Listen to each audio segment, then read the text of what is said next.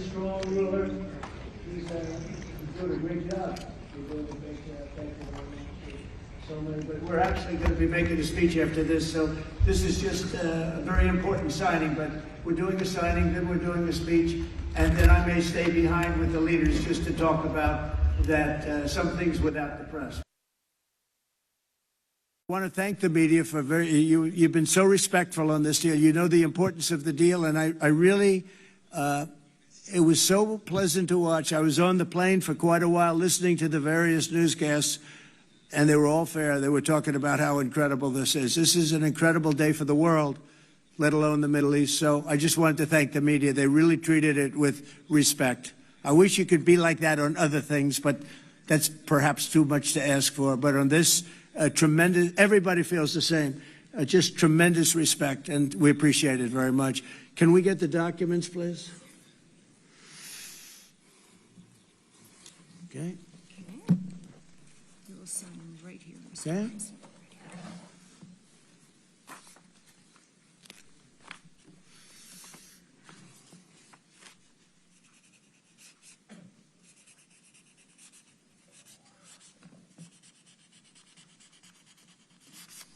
Okay.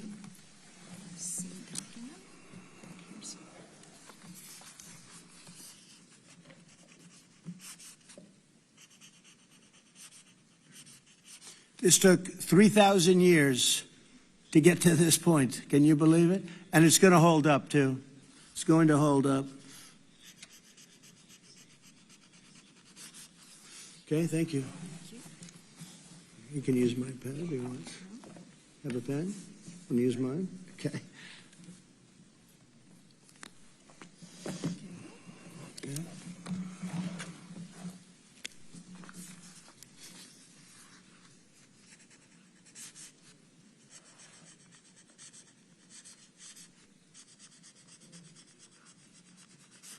Okay.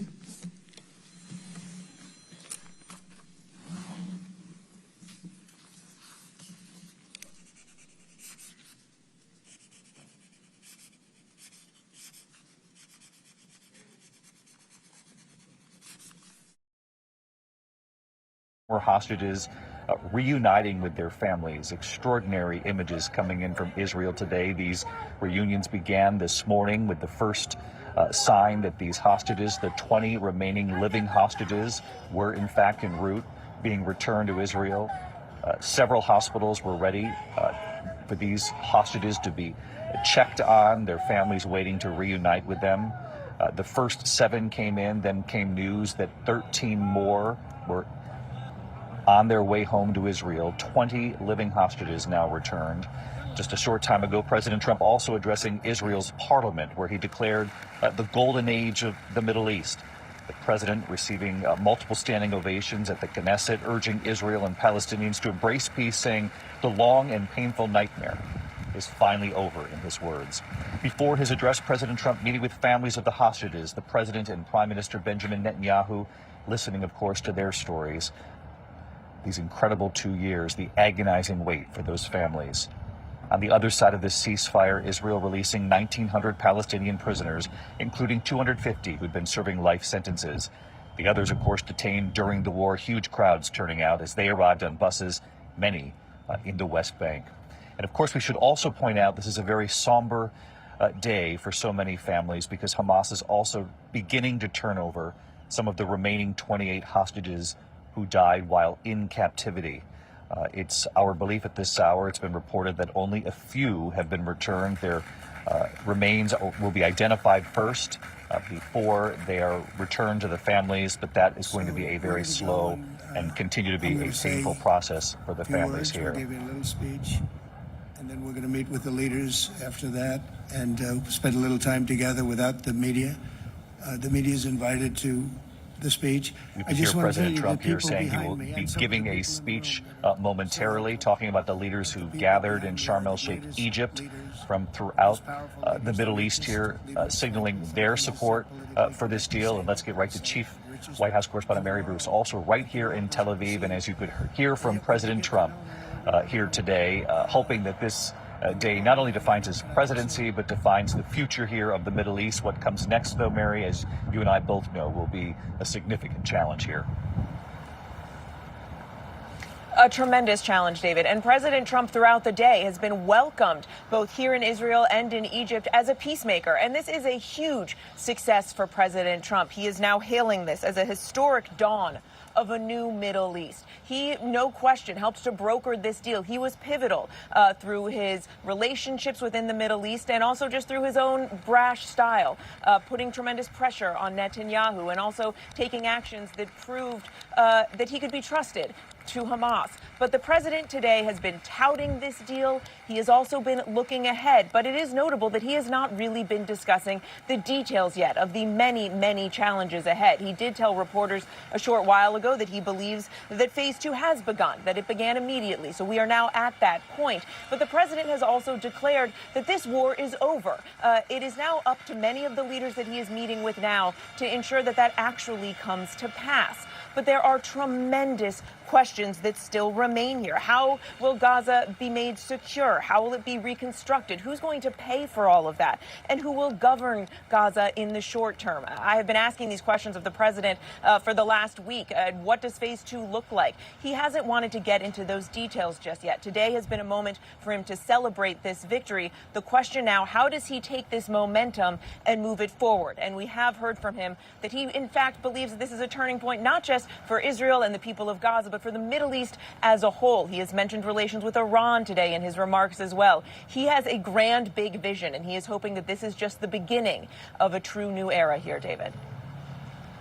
And no one, of course, minimizing the power, the impact of these 20 hostages being returned to these Israeli families here today. Extremely moving images being seen all over the world, Mary. But on Air Force One coming into the region, as you know, President Trump made it very clear when asked. He said the war is over. We have not heard those words from Israeli authorities, any sort of declaration to that extent from the prime minister or the Israeli military. We have not, and it is a very important distinction. The president has been blunt. He thinks this is going to hold and that the war is over. In fact, he was quite blunt about that. The war is over. The war is over. You understand that, is what he said to reporters when they pointed out that Netanyahu hasn't gone so far in declaring that. Hamas has welcomed that statement, and so there appears to be a bit of a disagreement. And certainly, while the president is using this breakthrough, this return of hostages, this tremendous ceasefire, to claim that the entire war has been solved, the reality is that there is a lot left to work out here. And while interestingly, Netanyahu, of course, is not there tonight. He was invited by Egyptian President El-Sisi in a conversation that President Trump brokered himself earlier today. Netanyahu not attending, citing the Jewish holiday. So it is an interesting moment to have this conversation about the path forward without essentially the protagonists in this story, David. Yeah, we had some reporting, in fact, thank you, Mary, some reporting that inside the beast, that Prime Minister Benjamin Netanyahu rode with President Trump after he arrived here in Israel to the Knesset, to the parliament, where President Trump spoke, that it was during that drive that the president urged the head of Egypt, if you will, the leader of Egypt, President El-Sisi, as Mary just mentioned, to call and invite the Prime Minister Benjamin Netanyahu, which he then did. He at first said thank you for the invitation, accepting the invitation, but as Mary points out, declined making the trip because of the Jewish holiday. But there they are in the beast as they travel to the parliament here in Israel earlier today. I want to bring in our chief foreign correspondent, Ian Pannell. Ian, you and I have both spent a lot of time in Hostage Square here in Tel Aviv. The crowd swelling yet again today. And of course, this was the pivotal day. For more than 2 years, you walk into that square, you see the yellow ribbons, you see the faces of the hostages, and you see that giant screen that had the clock, essentially showing how many days, how many hours, how many minutes that these families waited for the return of their loved ones. Yeah, I mean, it's been an incredibly emotional day. I mean, to cap a very emotional 2 years. I mean, you know, when you talk to hostage families, they talk about being on this emotional roller coaster. points at which their hopes are raised and then dashed again, points at which they think their loved ones are going to be returned only for that not to happen. And so certainly for the families of those 20 hostages, not just for those families and supporters, but for so many Israelis, this was an absolutely key day. Partly closure. I mean, of course, there are problems ahead. There are things that are unresolved, not least the bodies of the deceased hostages, which you mentioned earlier. That has to be resolved.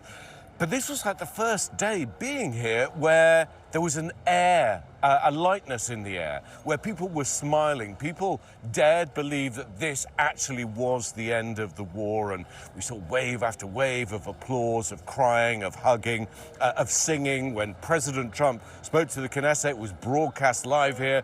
People were chanting the president's name, Steve Witkoff's name, Jared Kushner's name, even Marco Rubio's name, just to show how important the president has been, but also the warmth that is felt by so many Israelis towards President Trump, and you've seen those kind of banners yourself.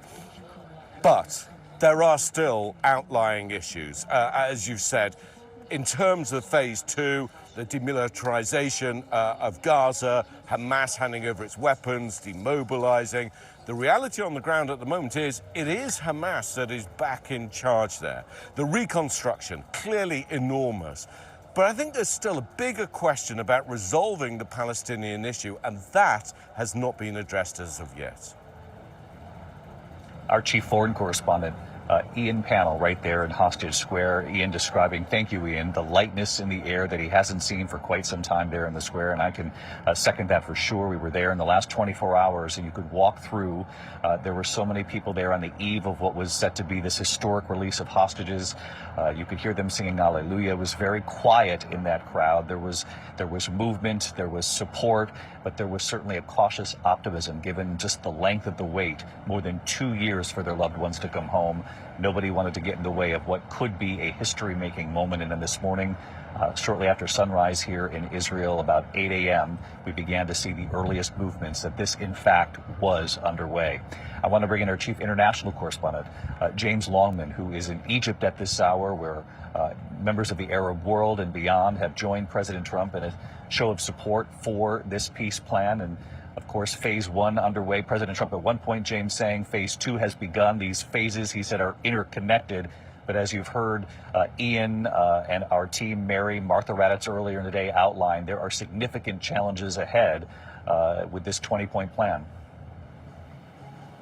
Yeah, absolutely, David. I mean, these are the big unanswered questions. I think today what I've been mostly struck by is Donald Trump's sheer force of personality. There are not many men, not many leaders who can walk into the Knesset in Israel to such rapturous applause, such a warm welcome, to clearly know so many members of the Israeli leadership so personally. He's been in the weeds on this, and then less than an hour later, appear in a room of world leaders, Arab and Muslim leaders, and have the same kind of warm welcome. It really is his force of nature which has managed to make this happen. I mean, I was struck that he was standing on that stage here in Sharm el-Sheikh, welcoming world leader after world leader, many of whom he's had his disagreements with, as we know.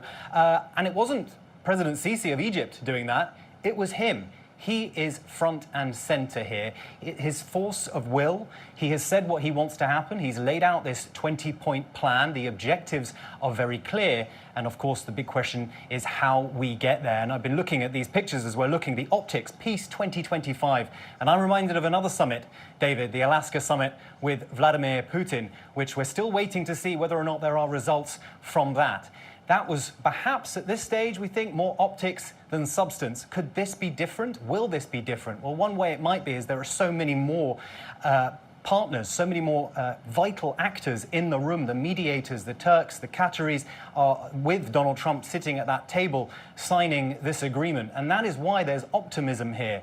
But yes, it is the detail, and it's the detail that could derail the very, very fragile peace that we're now seeing in Gaza. I mean, one big issue which has already raised its head in the last few hours is the issue of the remains of hostages who have been killed whilst in captivity. It is unclear if all of those remains are going to be out. And as we've heard from the hostage families time and time again, they will not rest until all of the hostages are out alive or dead. And so the Israeli defense minister has already been speaking about how they want Hamas to keep up their side of the deal. We're also hearing that Hamas pushing to mobilize its force.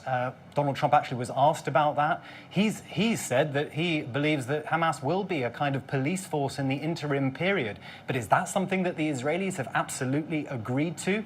There is so much about this that we do not know. What we do know is that Hamas needs to demilitarize in order for Israel to believe that this war is over. And that is very, very unclear at this stage. It's also unclear who is going to foot the bill for rebuilding Gaza, who is going to govern Gaza. Mahmoud Abbas, the Palestinian president of the Palestinian Authority, is on that stage, has been on that stage with President Trump today. I think the president was hoping that Mahmoud Abbas and Netanyahu would be with him together for that photo op. Nevertheless, Abbas will be key here, but he does not have legitimacy among large swathes of the Palestinian population. And what agency will the Palestinians have over their own future? Is this all just going to be decided by international committee? What about them, their voice? Where is that in all this? That is what the Arab world will be thinking as they watch these events unfold today. David?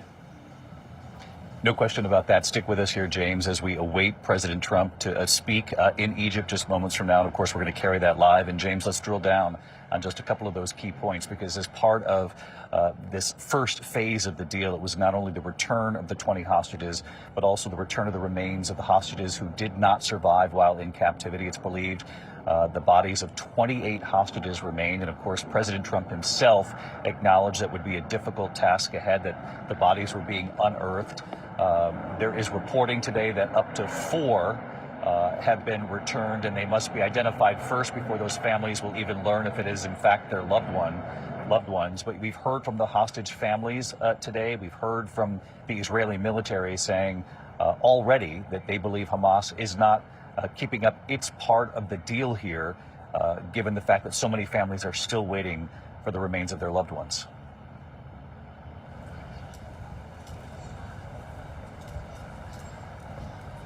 Of these hostages are in different locations. That is part of the reason why it might be difficult logistically for Hamas to get these remains back. Are they playing games, or is it just that they don't know, after the chaos of more than 2 years of war, how to get these remains back to Israel? And this is where the extremes on both sides might be able to take advantage of the uncertainty here. You may have groups inside Gaza who don't want this war to end, who start firing rockets into Israel. You may have a terror attack on the streets of Israel again by groups who do not want to see peace. We may see the extreme religious groups in Israel push for a return to war inside Gaza. We've already heard what they have to say about the future of a Palestinian state. They absolutely don't want that to happen, and they're pushing ahead with settlements.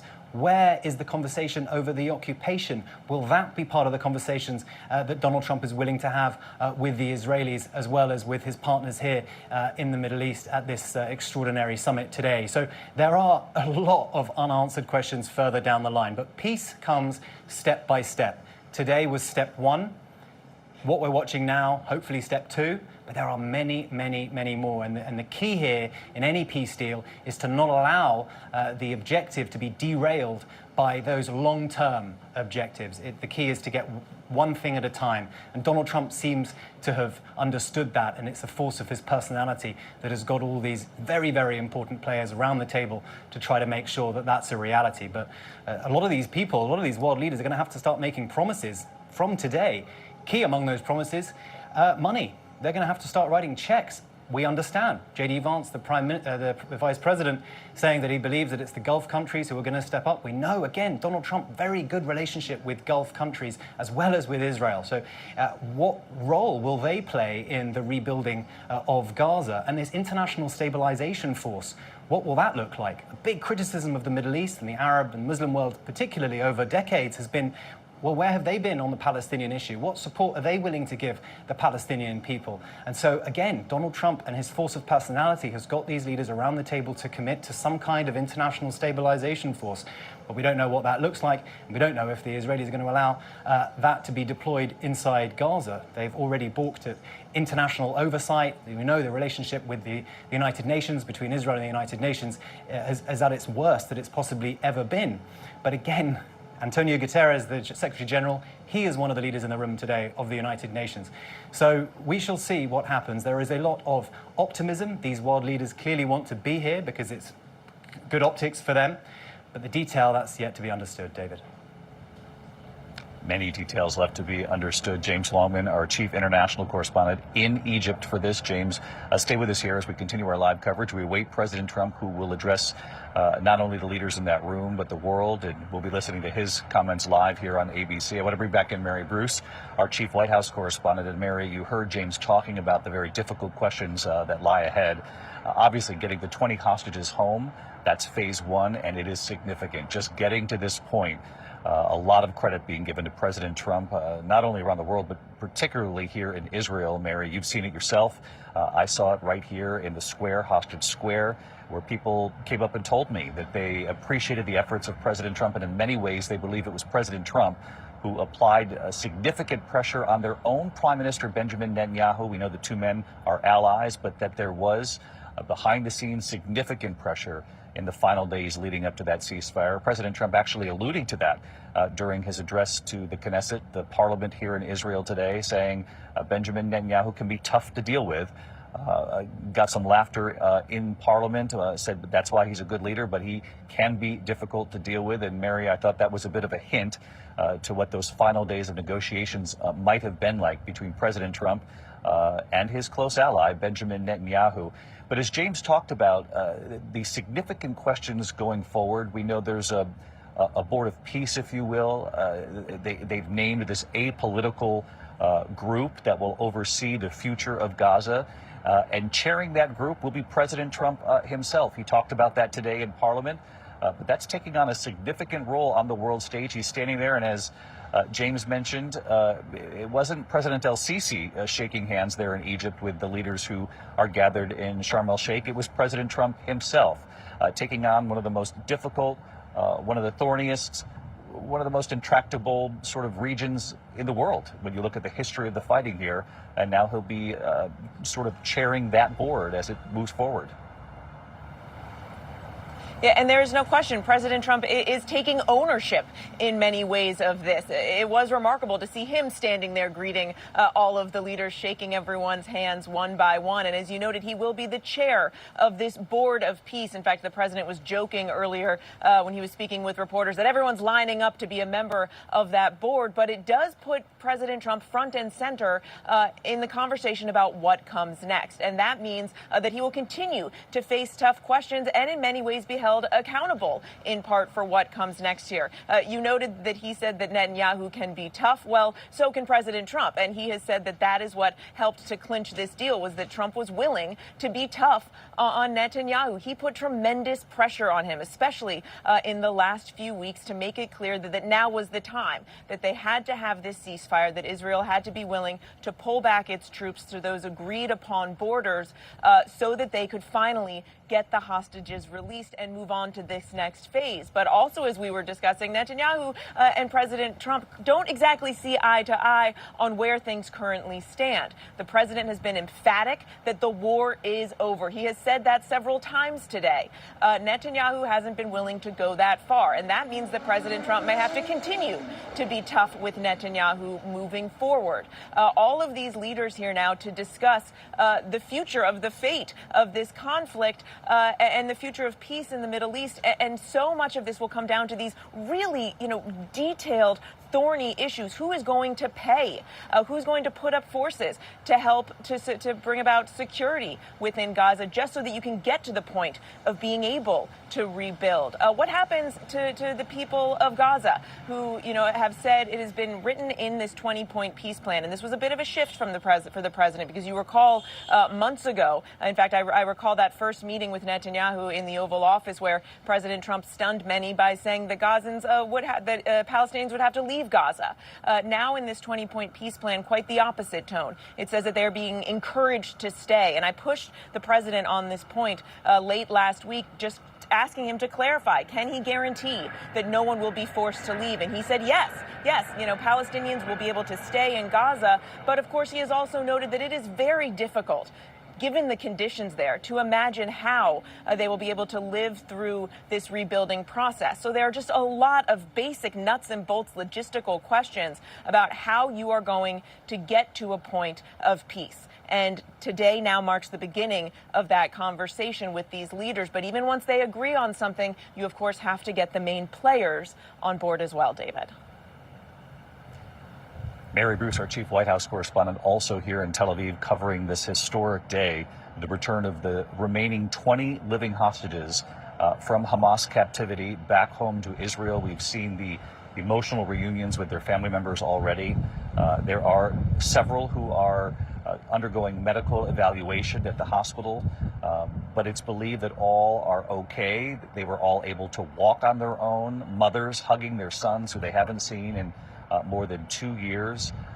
Ian Pannell looking at these pictures right along with me here. And of course, Ian, in Gaza, the return of many who were released by the Israelis. And when you look at the aerials of the damage after 2 years of conflict, and when you think about the civilians who were caught in the middle of this war, tens of thousands of Palestinian civilians who were killed during this conflict, the process there to rebuild, to secure the area, to get food and supplies in far greater numbers, given the hunger that we've seen so many children and families face there, many of them making that trek back to their home to see what remains. And you've seen the images, you've seen it yourself up close, Ian, that many of them are returning to homes that simply don't exist anymore.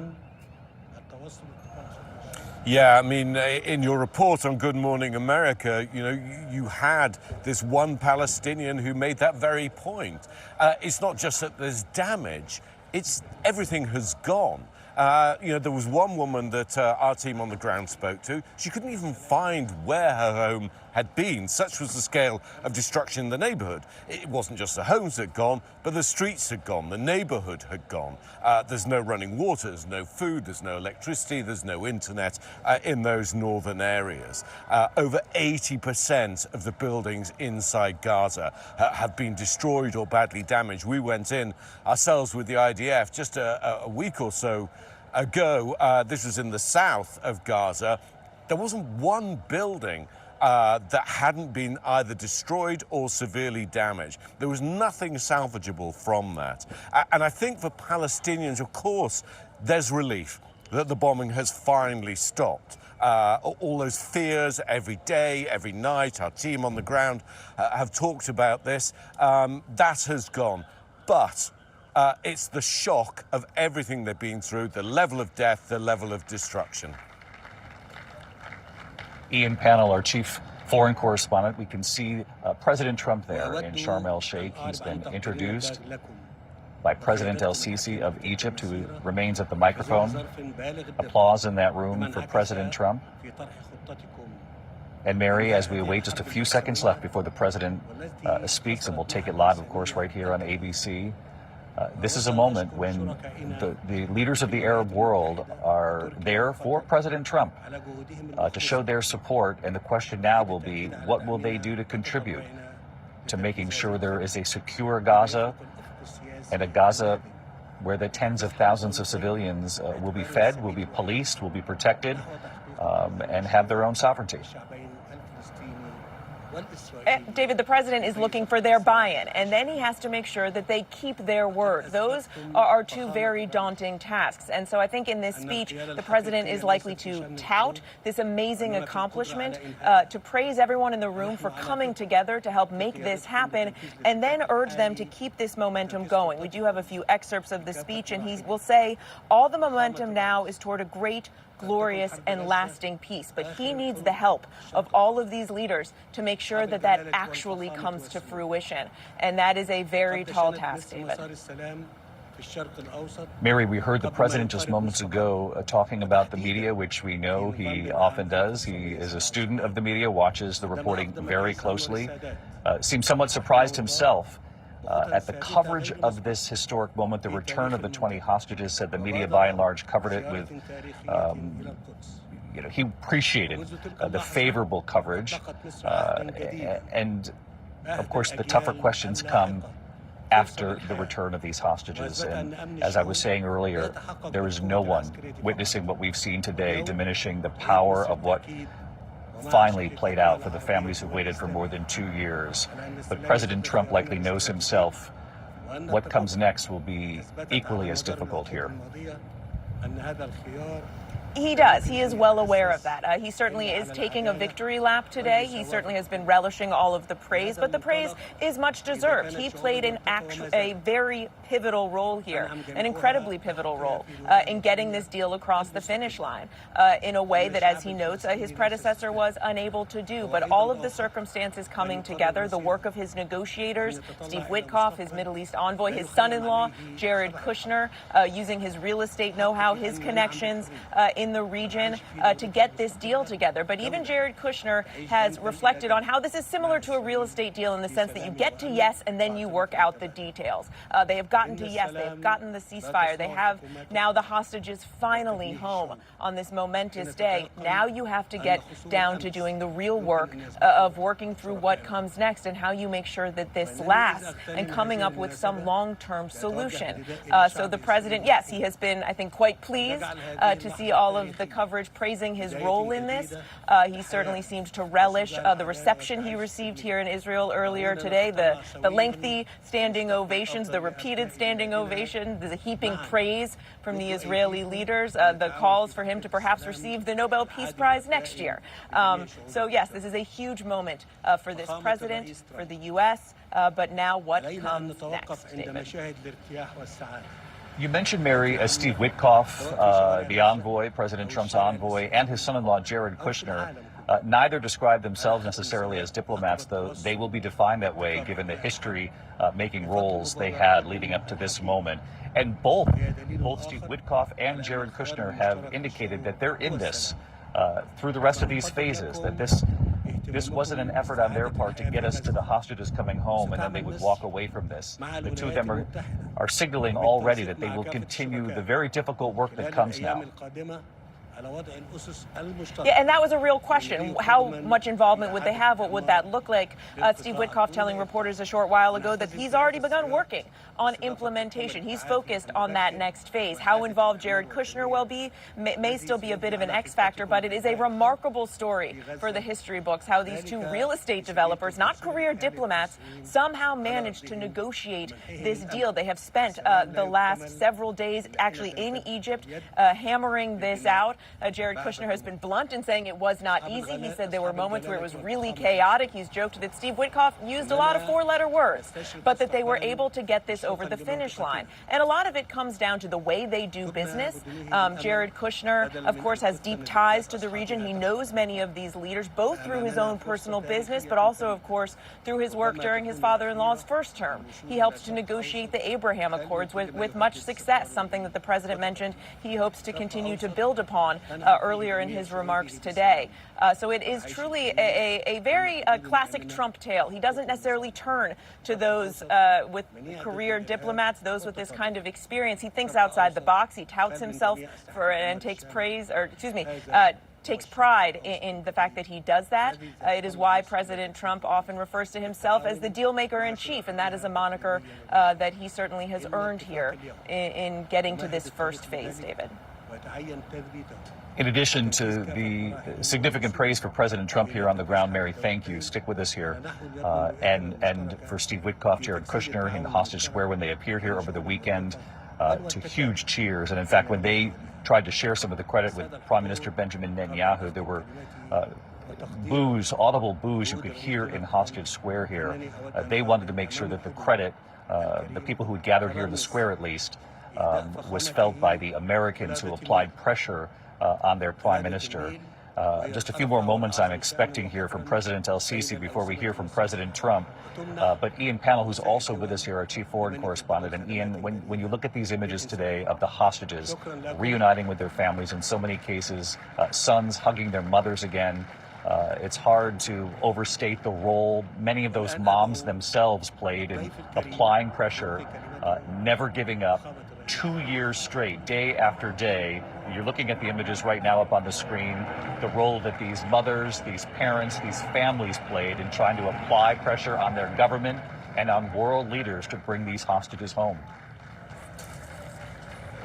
Yeah, you're absolutely right there. And I hadn't really thought about it that way, but it is the mother. Let's listen to. Well, thank you very much, and that was a great honor. I appreciate it very much, Mr. President, Mr. General, Mr. President. Great General, great President. Thank you very much. This is the day that people across the region and around the world have been working, striving, hoping, and praying for. They have done things over the last month that I think were really unthinkable. Nobody thought this could happen. With the historic agreement we've just signed, those prayers of millions have finally been answered.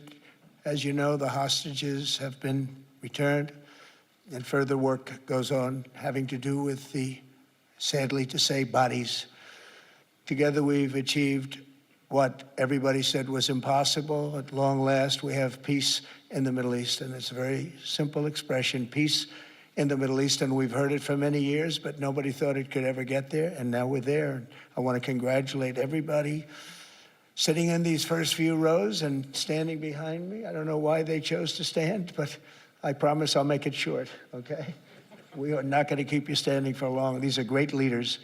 After years of suffering and bloodshed, the war in Gaza is over. Humanitarian aid is now pouring in, including hundreds of truckloads of food, medical equipment, and other supplies, much of it paid for by people in this room. Civilians are returning to their homes. The hostages are reuniting. I mean, it's beautiful. I'm just watching it backstage. The level of love and sorrow, I've never seen anything like it. It's amazing when you see they haven't seen their mother, their father. They haven't seen them in such a long time, and they lived in a tunnel, a very little tunnel, very deep.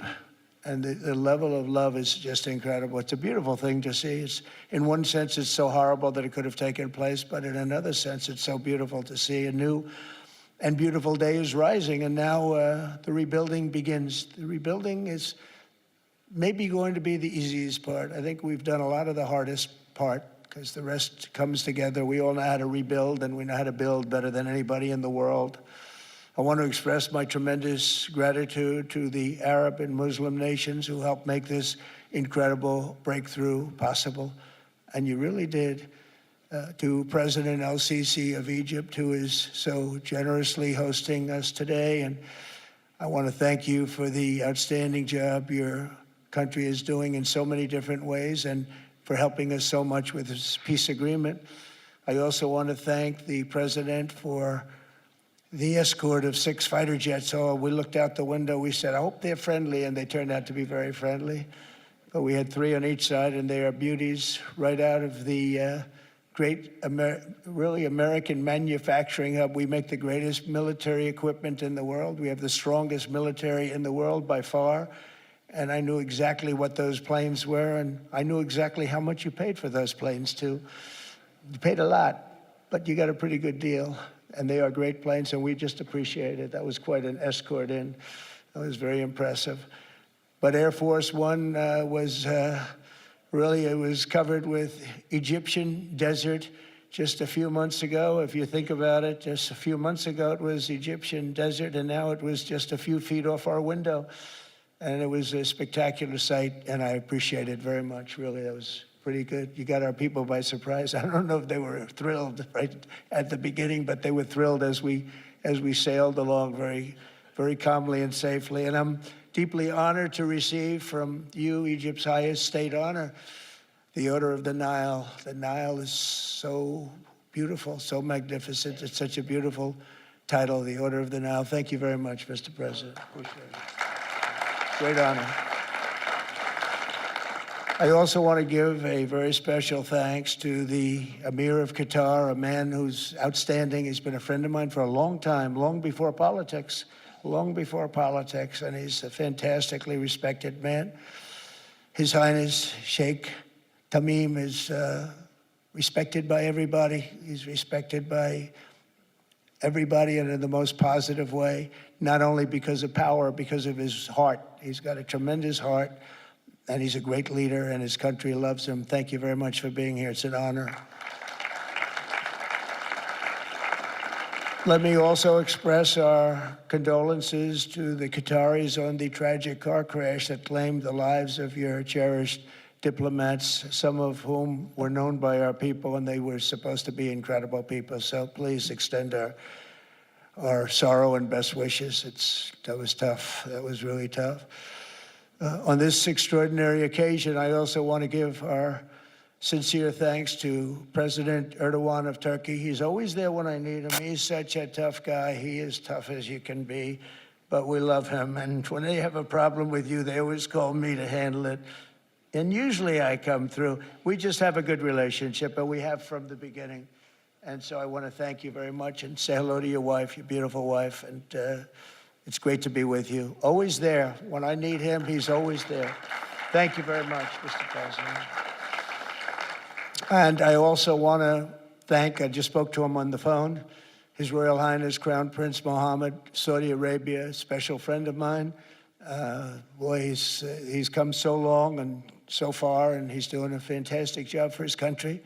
And I want to just thank him. And, His Highness Sheikh Mohammed of the United Arab Emirates is here. Where? He's here someplace. Well, oh, he's not here, but he's here in spirit, I can tell you that. And he's been another one. He's been absolutely incredible, and we appreciate it very much. And His Majesty King Abdullah of Jordan, and thank you very much, King Abdul of Jordan. He's here. Thank you. Thank you. Thank you very much. And you really have been a great helper. We appreciate it. Appreciate it. Prime Minister Sharif of Pakistan, and also I have to say my favorite field marshal from Pakistan, who's not here, but the Prime Minister is here, and you're going to give his regards. Where are you? There you go. Thank you very much. Do you want to say what you said to me the other day? Come, would you like to say what you said the other day? I think it was so nice. Please. Thank you very much, my dear President Trump, my dear brother, President Fath el-Sisi of Egypt, Majesties, Highnesses, Excellencies, ladies and gentlemen, Assalamu alaikum, and a very good evening. Well, I would say today is one of the greatest days in contemporary history, because peace has been achieved after untiring efforts led by President Trump, who is genuinely a man of peace, who has relentlessly and untiringly worked throughout these months, day in and day out, to make this world a place to live with peace and prosperity. I would say that Pakistan had nominated President Donald Trump for Nobel Peace Prize for his outstanding, extraordinary contributions to first stop war between India and Pakistan, and then achieve ceasefire along with his very wonderful team. And today, again, I would like to nominate this great president for Nobel Peace Prize, because I genuinely feel that he is the most genuine and most wonderful candidate for Peace Prize, because he has brought not only peace in South Asia, saved millions of people, their lives. And today, here in Sharm el-Sheikh, achieving peace in Gaza is saving millions of lives in the Middle East. Mr. President, I would like to salute you for your exemplary leadership, visionary leadership. And I think that you are the man this world needed most at this point in time. World would always remember you as a man who did everything, went out of the way to stop 7 and today 8 wars. I would like to thank my very dear brother, Sheikh Tamim. He's Akh al-Shaqiq, who has really worked very hard along with others to achieve peace in this region. My very dear brother, President Tayyip Erdogan, His Majesty, King Abdullah, and of course, my very dear brother, Mohammed bin Zayed of UAE, and of course, my very dear brother, Crown Prince of Saudi Arabia. And he has also been very, very helpful and contributed very valuably in this wonderful peace process. Ladies and gentlemen, I wouldn't want to take more of your time. Suffice it to say, had it not been for this gentleman, not only, who knows, India and Pakistan are both nuclear powers. Had he not intervened along with his wonderful team, during those 4 days, the war could have escalated to a level. Who would have lived to tell what happened? And similarly, here in this part of the world, in the Middle East, Mr. President, your valuable contribution along with President Sisi, I think history will remember in golden words. I wouldn't say more, except God bless you, God give you long life to serve like this for all time to come. Thank you very much. So beautiful. Thank you very much. Wow. Thank you very much. Very kind. Thank you. Wow, I didn't expect that. Let's go home. There's nothing more I have to say. Goodbye, everybody. That was really beautiful and beautifully delivered. Wow, thank you very much. Also with us is President Prabowo, a very incredible man of Indonesia. President, come on.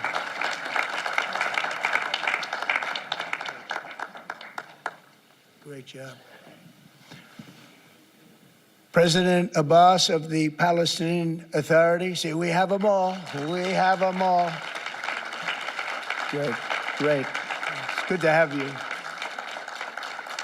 And so many others. I have a list here. This first 3 rows and what's standing behind me, I don't know why they chose to stand, but it's there. They're going to be very famous tomorrow, all of them. We have the Arab League is represented by His Excellency, and thank you very much for being here. Thank you very much. We have Armenia, and Azerbaijan. That's a little war that we stopped. That's a little war. There they are. Look at them. They're sitting. When I met with them, it was in the Oval Office. They fought for like 31 years or some crazy number. And they had one sitting on that side of the Oval Office, one sitting. By the time we finished in 1 hour, they were both hugging each other. And now they're friends and they're getting along great. Look at it. So I want to thank you both. That's incredible. Really incredible. So you have Armenia and you have Bahrain, you have Canada. It's so great to have, in fact, the president called and he wanted to know if it's worthwhile. He knew exactly what it was. He knew the importance. Where's Canada, by the way? Where are you? Where are you? He knew the importance of this. He said, I want to be there. So many people have done that. They called. I mean, they heard about it. And these are not people that can do that very easily. They have pretty big schedules, to put it mildly. The most powerful people. And I appreciate you being here very much, Mr. President. Fantastic. Fantastic. And Cyprus, Egypt, the European Union, it's a lot of countries.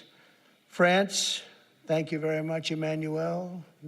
I would imagine Emmanuel standing someplace behind me. Where is he? I can't believe it. You're taking a low-key approach today. He's my friend. That's great. Good job. Thank you very much, Emmanuel.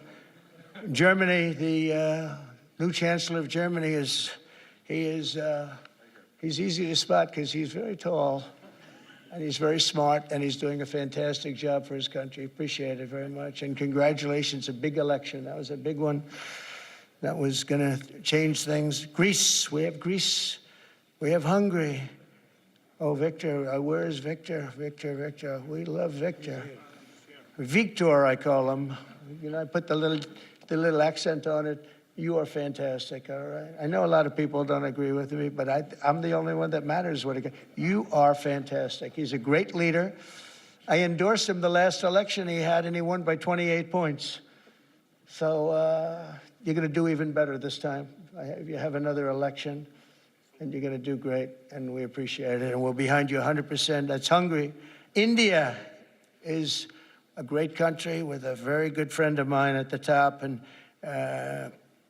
he's just done a fantastic job. And I think that Pakistan and India are going to live very nicely together, right?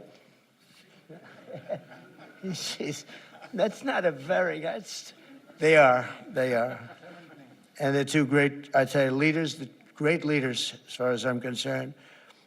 Indonesia, we covered, and I just want to say that that's a big country, a powerful country. It does unbelievably well, and it's great to have you. Iraq, we have Iraq with lots of oil. They have so much oil, they don't know what to do with it. That's a big problem when you have so much. As you can hear President Trump in Sharm el-Sheikh, Egypt, thanking the list of countries, the leaders who've gathered from across the Arab world and beyond.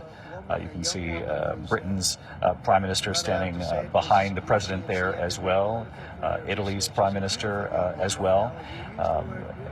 Leaders from all over the world signaling that they support President Trump's effort to try to continue with his 20-point plan here beyond what we witnessed today, the return of 20 remaining hostages still alive who've been held by Hamas in Gaza. Though the president knows himself, much of the hard work now comes after today. I want to go back to Ian Panel just for a quick moment, Ian, because the images seen around the world today, those reunions, and I was asking you about the parents, the moms who never gave up, the families who kept the pressure on. They deserve enormous credit today as well. Yeah, absolutely, David. And we've seen them here in Hostage Square. They've led protests outside of the Israeli parliament. They've traveled to the White House to meet President Trump. They've been to Congress. And they have had to endure the most unbelievable pain and hardship. There was one mother who just before the reunion said, I can finally be a mum again when I can hug my son. And it's that kind of power. They came together, the whole hostage and family movement, and they're still here tonight, still active, still lobbying for the remains of the deceased hostages to be returned. They're upset that only 4 of the bodies will have been released by the end of today, accusing Hamas of reneging on the deal. But they've been absolutely pivotal to this entire movement, keeping the attention of the world on the plight of the hostages. Again, taking the politics out of it, portraying the human side of the suffering that they've had to endure and their loved ones inside. Our chief foreign correspondent, Ian Panel, and our team throughout the region, I thank you all. And I thank you at home for watching as well. Our coverage continues on ABC News Live, abcnews.com. And of course, I'll be back with the entire team for World News Tonight. I'm David Muir in Tel Aviv. Until then, good day. This has been a special report from ABC News. Writing, should we recreate this picture in Chicago? Loving Amy Poehler is leaning into this right move. Well, you listen, I know. I've known I'm Pam so Bondi. confused by what I just saw. So is this the right move? You saw for them people to be... skewering them and making fun of them. Yeah. And Pam Bondi thinks it's a good thing. And probably for her, with the MAGA base and with Trump, it is a good thing. And I think, you know, being skewered and imitated on Saturday Night Live, we've all been imitated. It's kind of like a rite of passage. But I've known Pam Bondi for a long time. I haven't spoken to her, obviously, in a few years. But This is a completely different Pam Bondi than the person I knew in Florida, who was an affable, nice. Wasn't she the DA in Florida? No, she was the Attorney General. Attorney General? And but I think she's loving this. I think she's loving the fact that it's, you know, that we are talking about her this morning is probably raising her stock with the MAGA base. But frankly, I think what she's doing to the institution of the DOJ and the oversight in Congress is shameful and embarrassing, and is going to go down in history as one of the worst performances by an attorney general in front of Congress. Well, that performance was fun, though. I think the only way you can reply to comedy and look like you can take a joke is by doing what she did. I think the only way to handle jokes like that are to just lean into them, because otherwise you just look dumb. Like, and that performance in real time felt a little... These people may not need much help to look dumb. Yeah, but I do think it just looks like you can't take... It looks bad when you can't take Saturday Night Live doing that to you. That was the only way she... She seemed prideful about it, which is also kind of like, odd. oh my God, they played me on TV. Wait, but I also just love any opportunity to have Tina Fey and Amy Poehler back together. As soon as I didn't even realize it was Tina Fey at first, because they did the Kristi Noem look really well. To her lips. Well, and she's also, I think, has eye contacts in. But the cricket jokes are so sad. I still cannot believe that she reportedly shot her 14-month-old puppy. I will never get over that. Yeah. That will somehow stun me more than anything else we're seeing these days. Yeah. Okay. I just, you know, stuff goes past me and I think, wow, is that really happening? And it is. It is. And we'll be right back.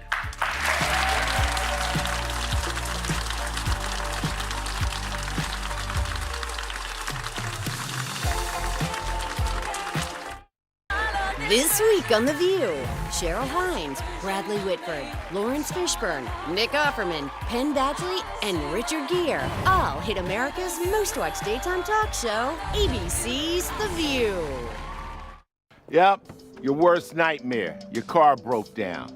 Now you're worried if it's going to cost you a fortune in... And we exchanged ideas and we kept pushing forward until the job was done. And the first steps to peace are always the hardest. And today we've taken them and we've put them all together and we've come up with this beautiful mix like nobody thought was possible. And as you know, I've just come from Israel. It was an amazing day to watch the hostages come in and to watch all of the other things and do all of the other things that we did. And like all of us here this evening, the Israeli people are overjoyed that the war has ended. Many of you have had dancing in the streets. They had dancing in the streets. And they've been dancing for weeks now once they heard about this and they heard that it was even a possibility.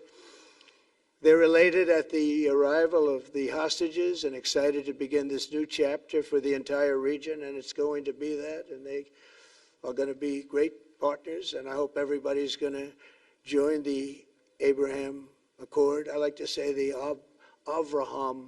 I love Avraham. But somehow it doesn't sound as good when I say it as it does when some of my other friends say it who are from the region. But we're going to get a lot of people joining the Abraham Accords. We have the 4 great nations that did it early on, and they stayed with it. And then you had the Biden administration, which is the worst administration in the history of our country. And obviously, they did nothing on that and anything else. And so it stayed at 4. And now a lot of people, even today, they're talking about all joining up. So many people have talked to me about that, and it's going to be a great tribute to really the United States. I mean, the United States has worked very hard in the Middle East, so it would be a tribute to us and to Jared and to Steve and to all of the people, Marco, all of the people that have worked so hard on that. And it really is going to it's going to guarantee that it all stays together. You're going to do well, because the 4 nations do very well. I mean, they do extremely, as they're wealthy, but they're a lot wealthier because of it. So I hope everybody's now joining up. Now we have no excuses. We don't have a Gaza, and we don't have an Iran as an excuse. That was a good excuse, but we don't have that anymore. All the momentum now is toward a great, glorious, and lasting peace. And our commitment to fulfilling the 20-point plan we developed together will be the crucial foundation for achieving that bright future. And it's being worked on right now as we speak. And we're actually in stage 3 and 4. It's not going to be, just divided down so simply. We can be long advanced on some of the things that we say we're going to do. we can take them out of order in a positive way. And we've shown how it can be done with responsible nations like the people in this room, these incredible people in this room, setting aside their differences, seeking common ground, and pursuing a better world for all of us. In that spirit, it's my dream that we all get together and enjoy our life. And we're going to put some of you on the Board of Peace. Everybody wants to be on the Board of Peace. They said, would you be the chairman? I say, I'm pretty busy too. But whatever we can do to have peace in the Middle East, it's worth it. But everybody wants to go on the Board of Peace, so we're probably going to enlarge it. We're going to get, and the leaders, the top people, the top leaders, they want to be on the Board of Peace. A beautiful term. At first I wasn't sure, and then I realized how beautiful it is. And for the people of Gaza, the focus now must be on restoring the basics of a good life. We're going to have a lot of money coming into Gaza and a lot of rebuilding and building. It's not so much rebuilding, it's really building, cleaning up and building. And I'm pleased to announce that numerous countries of great wealth and power and dignity have come forward to me just today and over the last week to say they want to help in the reconstruction of Gaza, putting up whatever money is necessary. And the money is, of course, it's a lot of money, but it's not much compared to the value or the wealth of these tremendous countries. And they are ensuring stability and success in the Middle East. So when you think about it, it's a very, very small amount of money is necessary, relatively speaking. And as those commitments are made, I'm going to let the world know who is doing it, because they really deserve great credit for doing it. And they're going to do something that's really monumental. This is a monumental day. This is a monumental moment in the history of the world beyond the Middle East. We've all agreed that supporting Gaza must be done to lift up the people themselves, but we don't want to fund anything having to do with bloodshed, hatred, or terror, as has happened in the past. And for the same reason, we're also agreed that Gaza's reconstruction requires that it be demilitarized and that a new, honest civilian police force must be allowed to create a safe condition for the people in Gaza. As I said earlier, I intend to be a partner in securing a better future. We're going to be working, you're going to be working with the United States, and we're going to make sure that the Middle East is going to be a safe and secure place. It's a very important place in the world. Means so much. There were so many people who said the Middle East, and this has been going for many, many decades. I've read it many times, that World War III will begin in the Middle East. It's not going to happen. That's not going to happen. There was a time that you would have thought it could have, but it's not going to happen. There won't be World War III, hopefully at all, but it's not going to start in the Middle East. We're not going to have a World War III if we're smart. There'll never be a World War III. Our work begins right here and right now. From ancient times, this region has been extraordinarily mixed with respect to people, culture, religions, all of the different elements of national characters, unlike maybe anywhere else on earth. And for 3,000 years, there's been conflict. For whatever reason, there's been tremendous conflict, always conflict. But today, for the first time anyone can remember, we have a once-in-a-lifetime chance to put the old feuds and bitter hatreds behind us. And that's why so many people in this room, they didn't get along. Some did, some didn't, but they're getting along now. This has brought the people together. This is the first time the Middle East crisis has brought people together as opposed to driving them apart. And to declare that our future will not be ruled by the fights of the generations past, which is foolish. So together, let us continue in the spirit of cooperation and goodwill that has finally brought us to this incredible, historic breakthrough. If we do together, we will reach the Middle East's incredible destiny, a safe and prosperous and beautiful crossroads of culture and commerce, faith in humanity and geographic center. This will be the geographic center of the world. So I just want to thank everybody for being here. I want to thank you all for what you've done and for this quick notice. It all came together just at one little period. It just came together. It's, the greatest deals happen that way. If you do anything about deals, that's all I've done all my life is deals. The greatest deals just sort of happen. And that's what happened right here. And maybe this is going to be the greatest deal of them all, not just nation building, not just having to do with this or the political whims. This will be maybe the greatest deal of them all, period. And I want to thank all of you and all of these great nations and this region for what it's gone through and all of the fights it's had, or life over death and hope over strife and harmony over hatred. That's what we want. We want it to be that way because together we're going to forge a magnificent, great, and enduring peace. I want to just end by saying God bless you all. God bless the Middle East. God bless your countries, and God bless you. Thank you very much, everybody. Thank you. Thank you very much. Thank you.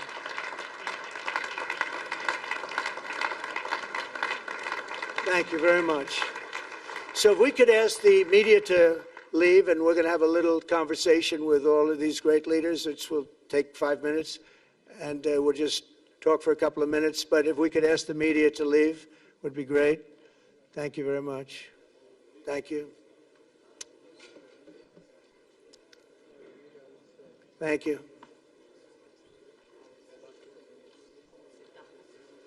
Thanks. So you going back? No, I'll go back. I'm glad you upgraded me to president. Oh, did I say? Great stuff. It's good. I started. He said he said Great stuff. That was great. Yes, very, very good. Goodbye. There you are. Prime Minister. I will be in Washington on 8th of November. Goodbye. God bless. So thank you, everybody. So to the leaders, I just want to thank you very much for being here. We'll be meeting again. We're going to be drawing some names. If you want to get involved on the Board of Peace, you'll let us know. And I just want to thank everybody. This is really a special occasion. Thank you all very much. We'll see you soon. Thank you. Thank you very much. Thank you very much.